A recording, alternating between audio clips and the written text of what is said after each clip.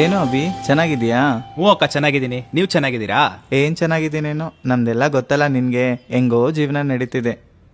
ಆದ್ರೂ ಅಕ್ಕ, ನೀವು ಈ ಥರ ಇರೋದು ನೋಡೋಕೆ ತುಂಬಾ ಬೇಜಾರಾಗುತ್ತಕ್ಕ.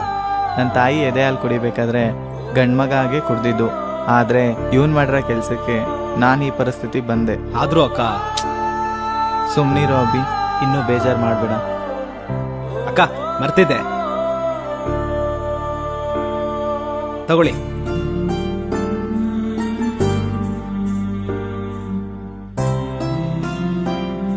ತಗೋ. ಯಾರೋ ಈ ಹುಡುಗಿ ನೋಡಕ್ ತುಂಬಾ ಚೆನ್ನಾಗಿದ್ದಾಳ್ ಕಣೋ. ಇಬ್ರಿಗೂ ಒಳ್ಳೇದಾಗ್ಲಿ. ನಾ ಬರ್ಲಾ? ಥ್ಯಾಂಕ್ ಯು ಅಕ್ಕ. ನೀನ್ ನಿಂತವನು ಅಂತ ನನಗ್ ಗೊತ್ತಿರ್ಲಿಲ್ಲ. ಹೌದಾ? ಗೊತ್ತಾಯ್ತು ತಾನೇ, ಬಿಡು. ಅಲ್ಲ, ನಾನ್ ಏನ್ ಕಮ್ಮಿ ಮಾಡಿದ್ದೀನಿ ಅಂತ ಇಂಥ ಸವಸ ಎಲ್ಲ ಮಾಡಿದ್ಯಾ? ನಿಜ ಗೊತ್ತಿಲ್ದಲೆ ಬಾಯಿಗೆ ಬಂದಂಗ್ ಮಾತಾಡ್ಬೇಡ. ಅವರು ಅಂತವ್ರಲ್ಲ. ಗೊತ್ತಾಗ್ತಿದೆ ಯಾವ ತರ ಅಂತ. ಅವನು ನನ್ನ ಫ್ರೆಂಡ್ ಕಿರಣ ಅಂತ. ಅವನಿಂದಾನೆ ಅಲ್ವಾ ನೀನ್ ಇಷ್ಟ ಹಾಳಾಗಿರೋದು. ಅವ್ರ ಸವಾಸ ಬಿಡೋವರೆಗೂ ನೀನ್ ಸರಿ ಹೋಗಲ್ಲ ಬಿಡು. ನೀನು ನನ್ ಮಾತ್ರ ಅಲ್ಲ, ಎಲ್ರು ತಪ್ಪಾಗಿ ತಿಳ್ಕೊಂತೀಯ. ಹೌದಾ? ಒಂದ್ ಹುಡ್ಗಂಗೆ ರೋಡಲ್ಲಿ ಕಿಸ್ಕೊಡೋದು ನಿನ್ ಪ್ರಕಾರ ತಪ್ಪಲ್ವಾ? ಅಲ್ಲಿ ಏನ್ ನಡೀತಿದೆ ಅಂತ ಗೊತ್ತಾದ್ರೆ ನಿಜವಾಗ್ಲೂ ಶಾಕ್ ಆಗೋಗ್ತೀಯ. ಇನ್ನೇನ್ ನಡೀತಿದೆ? ಅವಳನ್ನ ಅವ್ನ್ ಸೆಟ್ ಮಾಡ್ಕೋತಿದ್ದಾನ ಅಷ್ಟೇ. ನಿಜ ಗೊತ್ತಿಲ್ದಲೆ ಬಾಯಿಗೆ ಬಂದಂಗ್ ಮಾತಾಡ್ಬೇಡ. ಅಯ್ಯೋ, ಗೊತ್ತು ಬಿಡು ಎಲ್ಲ. ನಾನು ತುಂಬಾ ನೋಡಿದೀನಿ. ಅವರು ಬೇರೆ ಯಾರು ಅಲ್ಲ, ಸ್ವಂತ ಅಣ್ಣ ತಮ್ದಿರು. ಒಂದೇ ಮನೇಲಿ ಹುಟ್ಟಿ, ಒಂದೇ ತಟ್ಟೆಯಲ್ಲಿ ಊಟ ಮಾಡಿ, ಆಟ ಆಡ್ಕೊಂಡು, ಜಗಳ ಆಡ್ಕೊಂಡು ಬೆಳೆದಿದ್ ಮಕ್ಕಳು. ಆದ್ರೆ ಆ ದೇವ್ರು ಮಾಡಿದ ತಪ್ಪಿಂದ ಅವರು ಈ ಪರಿಸ್ಥಿತಿಗೆ ಬಂದ್ರು. ಈ ಪರಿಸ್ಥಿತಿಗೆ ಬಂದ್ಮೇಲೆ ಅಪ್ಪ, ಅಮ್ಮ, ಫ್ರೆಂಡ್ಸು, ಫ್ಯಾಮಿಲಿ ಎಲ್ಲಾ ದೂರ ಮಾಡಿದ್ರು ಕಿರಣ ಮಾತ್ರ ಅವ್ರನ್ನ ದೂರ ಮಾಡ್ಲಿಲ್ಲ. ಈಗ್ಲೂ ಅಕ್ಕ ಅನ್ಕೊಂಡೆ ಅವ್ರ ಜೊತೆ ಇದ್ದಾನೆ. ನಂಗೆ ಸ್ವಲ್ಪ ಅಮೌಂಟ್ ಬೇಕಿತ್ತು. ಯಾಕೋ, ಮೊನ್ನೆ ತಾನೇ ಕೊಟ್ಟಿರ್ಲಿಲ್ವಾ? ಇಲ್ಲ, ಅಪ್ಪನ್ಗೆ ಹುಷಾರಿಲ್ಲ. ಹಾಸ್ಪಿಟ್ಲಿಗೆ ಅಡ್ಮಿಟ್ ಮಾಡಿದ್ದೀನಿ. ಟ್ರೀಟ್ಮೆಂಟ್ಗೆ ಸ್ವಲ್ಪ ಅಮೌಂಟ್ ಬೇಕಿತ್ತು.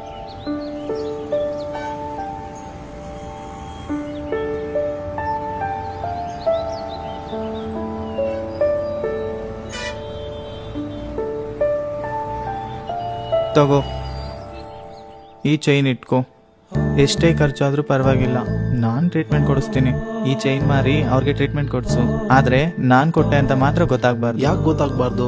ಅವ್ರಿಗೆ ನನ್ ಮಗಳಾಗ್ ಹುಟ್ಟಿದಿದ್ರೆ ಈ ಟೈಮಲ್ಲಿ ಇದೇ ಕೆಲಸ ಮಾಡ್ತಿದ್ದೆ. ಆದ್ರೆ ನಾನ್ ಮಗಳಾಗ್ ಬದಲಾಗಿದ್ದೀನಿ ಅಷ್ಟೇ. ಅವರು ನನ್ನ ಒಪ್ಕೊಂಡಿಲ್ಲ ಅಂದ್ರೂ ಪರವಾಗಿಲ್ಲ, ನಾನು ಮಗಳ ಸ್ಥಾನದಲ್ಲಿ ನಿಂತ್ಕೊಂಡು ಅವ್ರಿಗೆ ಟ್ರೀಟ್ಮೆಂಟ್ ಕೊಡಿಸ್ತೀನಿ. ಆದ್ರೆ ನಾನ್ ಕೊಟ್ಟೆ ಅಂತ ಮಾತ್ರ ಗೊತ್ತಾಗ್ಬಾರ್ದು. ಅಪ್ಪನ್ ನೋಡಕ್ ಬಾ ಅಕ್ಕ. ಈ ಟೈಮಲ್ಲಾದ್ರೂ ಅಪ್ಪ ನಿನ್ನ ಒಪ್ಕೋಬಹುದು. ಬೇಡ ಕಣೋ, ಅವ್ರಿಗೆ ನನ್ ಕಂಡ್ರೆ ಇಷ್ಟ ಇಲ್ಲ.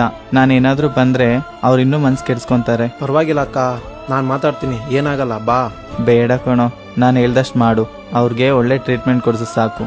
ಸರಿ ಅಕ್ಕ, ಆಯ್ತು. ಸರಿ. ಇವ್ರಗಳ ಮಧ್ಯ ಇಷ್ಟೊಂದ್ ಕಷ್ಟ ಇರುತ್ತಾ? ನಾನ್ ನಿಜ ಅವ್ರನ್ನ ತಪ್ಪಾಗಿ ತಿಳ್ಕೊಂಡಿದ್ದೆ ಕಣೋ. ನೀನ್ ಮಾತ್ರ ಅಲ್ಲ, ಇಡೀ ಸಮಾಜನೇ ತಪ್ಪಾಗಿ ತಿಳ್ಕೊಂಡಿದೆ. ಅವರು ನಮ್ಮಂತೆ ಅನ್ಕೊಂಡು ಈ ಸಮಾಜ ಒಪ್ಕೊಂಡ್ರೆ ಅವ್ರು ಎಷ್ಟೋ ಖುಷಿಯಾಗಿ ಬದುಕ್ತಾರೆ. ನಿಜ ಕಣೋ. ಈ ಕಾಯಿನ್ ಹಾಕಿಸ್ಕೊಂಡೆ ಗೊತ್ತಾ? ಯಾಕೆ?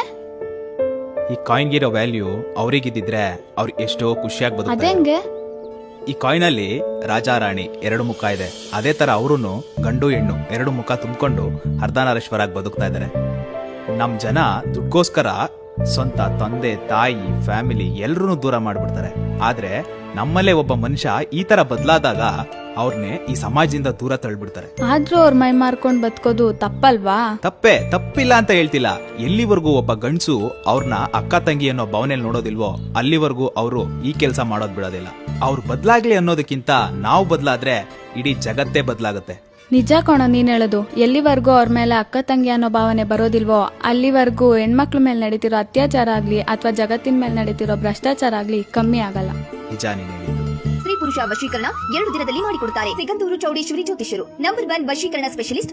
ಇಷ್ಟಪಟ್ಟವರು ನಿಮ್ಮಂತಾಗಲು ಸಾಲಬಾಧೆ, ಶತ್ರುಕಾಟ, ಸಂತಾನ, ಅನಾರೋಗ್ಯ, ಪ್ರೇಮ ವಿಚಾರ, ವಿದ್ಯೆ, ಉದ್ಯೋಗ, ಮದುವೆ, ಅತ್ತೆ ಸೊಸೆ ಕಲಹ, ಗಂಡ ಹೆಂಡತಿ ಕಲಹ, ಆಸ್ತಿ ವಿಚಾರ, ಮಾಟಮಂತ್ರ ನಿವಾರಣೆ, ಜಿಗುಪ್ಸೆ, ಡೈವರ್ಸ್ ಪ್ರಾಬ್ಲಮ್, ಇನ್ನು ಯಾವುದೇ ಸಮಸ್ಯೆಗಳಿಗೆ ಅತಿ ಶೀಘ್ರ ಶಾಸ್ತ್ರೋಕ್ತ ಶಾಶ್ವತ ಪರಿಹಾರ. ಹೆಚ್ಚಿನ ಮಾಹಿತಿಗಾಗಿ ಸಂಪರ್ಕಿಸಿ. ನಿಮ್ಮ ನಂಬಿಕೆಗೆ ಮೋಸವಿಲ್ಲ.